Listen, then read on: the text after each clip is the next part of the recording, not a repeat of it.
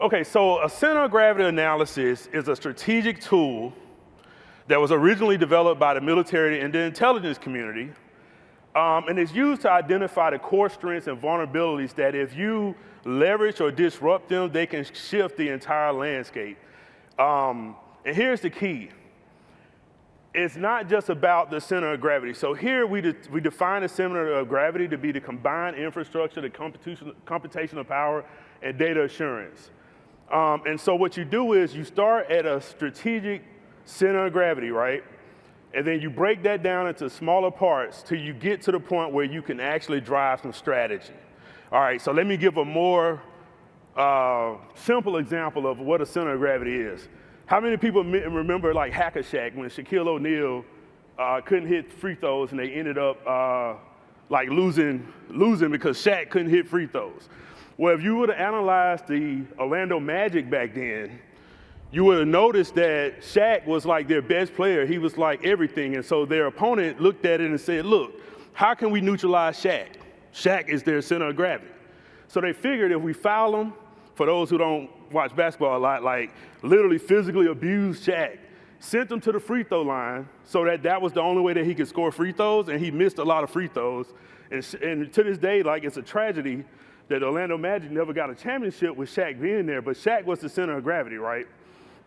And so as a lawyer, when I'm thinking about something really complex and I need to know what's important and what are the things I need to be like looking at and thinking about and preparing to advise my clients on, I sit there and I do what's called a center of gravity analysis. And this comes from my background as an intelligence professional. When I was supporting offensive cyber operations at organizations like Cyber Command, as an intelligence analyst, when I had to go to the general and say, hey, here are some things we need to think about attacking, this is an example of something, of a tool that we used. And so even in my career as a lawyer, no one is asking me to do this, but this is my way of understanding something that's large and complex, like what's going on with AI. And so one thing I've noticed as a security professional is that we think a lot about the user experience with these different AI tools like ChatGPT and Google Gemini, right? We think about like prompt injections and prompt poisoning and data poisoning and all this other stuff, but all of that focuses on the user experience. And so one thing I wanted to point out to everybody with this center of gravity analysis is that the AI is a whole ecosystem, and that whole ecosystem needs to be protected. So when you start with the center of gravity of combined infrastructure, computational power, and data assurance, I think about what are those critical capabilities that I need, right? So breaking that down into smaller chunks, I get computational power, data availability, advanced algorithms and models, and then last but certainly not least, human expertise. And so you break that down into further subcategories that I call critical requirements. So for those those 4 elements that I call critical capabilities, what are some of the things that I need in order to achieve the capabilities? So now we got critical requirements. And so as an attorney, I'm thinking about things like infrastructure, energy, and power. So when my clients want to go and start a new AI project that gives us a competitive advantage, I have to think about all this. I'm not just thinking about the user experience. So it's all good if you get this great AI tool or this great AI capability, but what happens is if the vendor has one of their vendors is a data center and that data center goes out.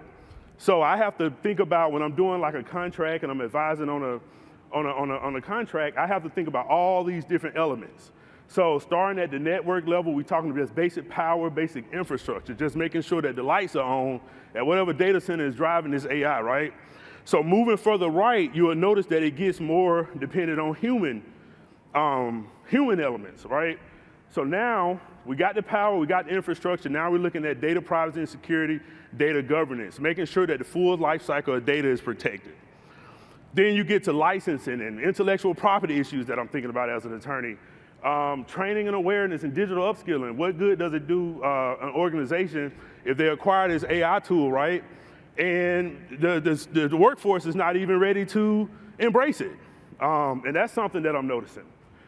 So, and then last but not least, legal and regulatory compliance. Regulators right now are keen to doing something about AI, but they don't quite know like what to do, and we'll talk about that in a second.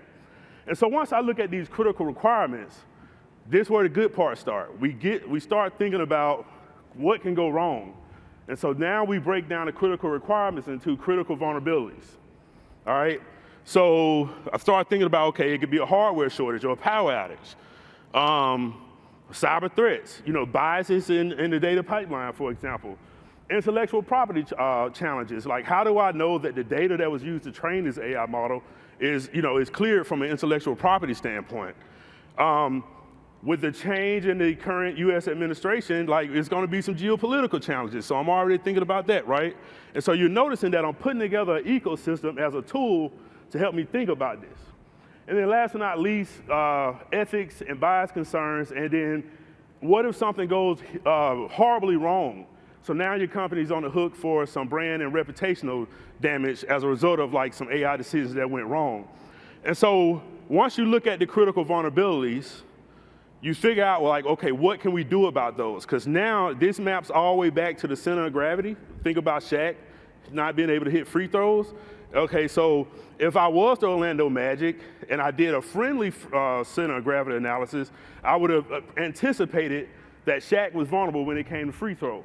So now we could use that to drive our strategy, and maybe we need to draw the plays up in a way that we focus on 3 points and other perimeter type plays. So the strategy when it comes to the AI ecosystem that I've identified is the environmental and energy optimization. So before we even talk about how cool the vendor's software is, let's talk about whether or not your infrastructure and your network and all your scaffolding is squared away, right?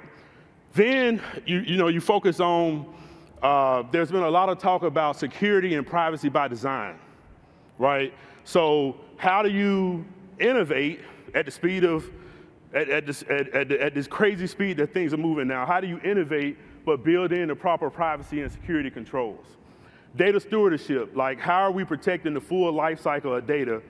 And then with AI, you always want it to be a human in the middle. You don't want these things operating independently, at least not yet, right? And then last but not least, ethical and AI governance. So I show you all this tool, not because I want you to really get it today, but I want to throw out the concept of center of gravity in everybody's mind, because no matter what industry you're working in, no matter what your job is, this keeps you honest. It keeps you from getting caught up in the tactical day-to-day stuff that you're working on in your individual roles, and it forces us to think big picture. And as Black people, that is hugely important, because we need like every single advantage we can get.